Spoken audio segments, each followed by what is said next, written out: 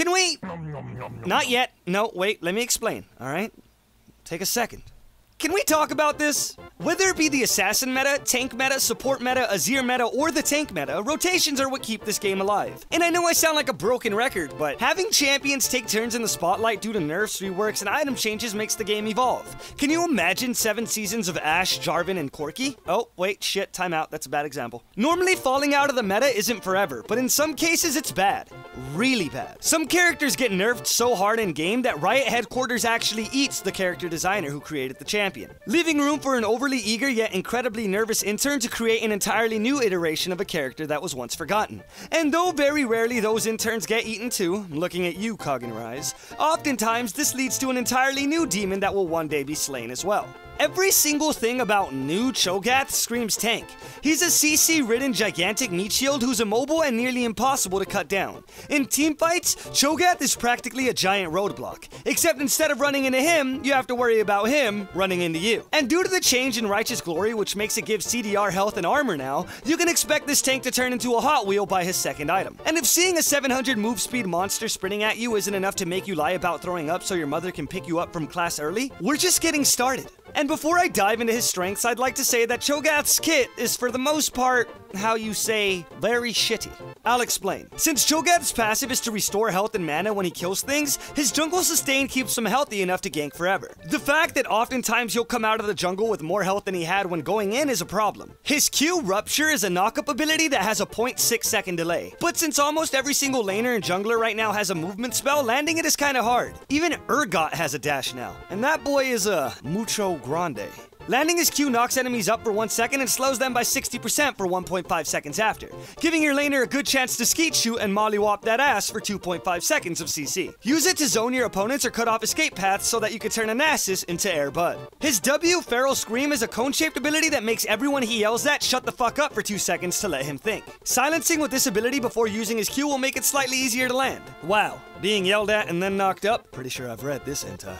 His E empowers his next 3 auto attacks to deal basic magic damage, but also percentage health damage that increases depending on the amount of stacks he has. It also slows you for up to 50% when he hits you. Though his actual CC abilities don't seem great, this ability ends up being pretty terrifying later in the game, and I'll explain that soon. Cho'Gath's ultimate is that he actually fucking eats somebody. Cho'Gath chooses the squishiest and most valuable person on the enemy team and does up to 650 plus 10% of his bonus health as true damage. If Cho'Gath is aiming at a non-champion, then he deals 1000 plus 10% of his bonus health as damage, which makes him win just about every smite contest. If his ultimate kills a target, it grants him up to 160 permanent bonus health forever.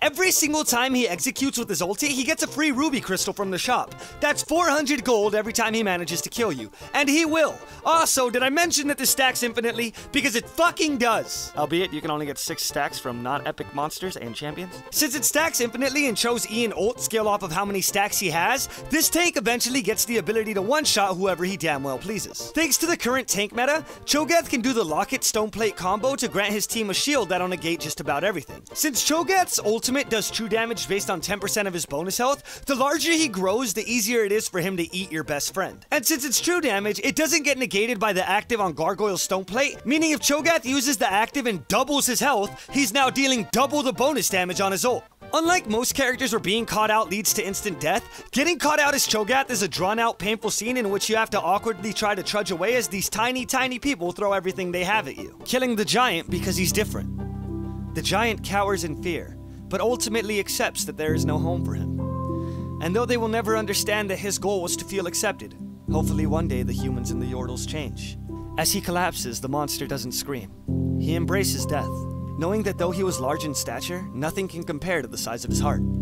Defeated, the monster stares, looking at the beings who so desperately wanted him gone. On his dying breath, the giant smiles, remembering fondly all the good he felt on Runeterra. Grinning from ear to ear, the monster opened his mouth to deliver his final statement.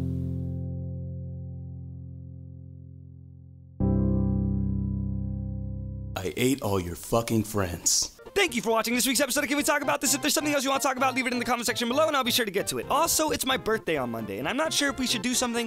You guys want to do something? I don't know. If you guys have any ideas, leave it in the comment section. I'll probably do that. Just make a fun video for my birthday. I don't know. You guys want another rap? I don't know. I'm just throwing ideas out there. Anyways, that's it. Love you.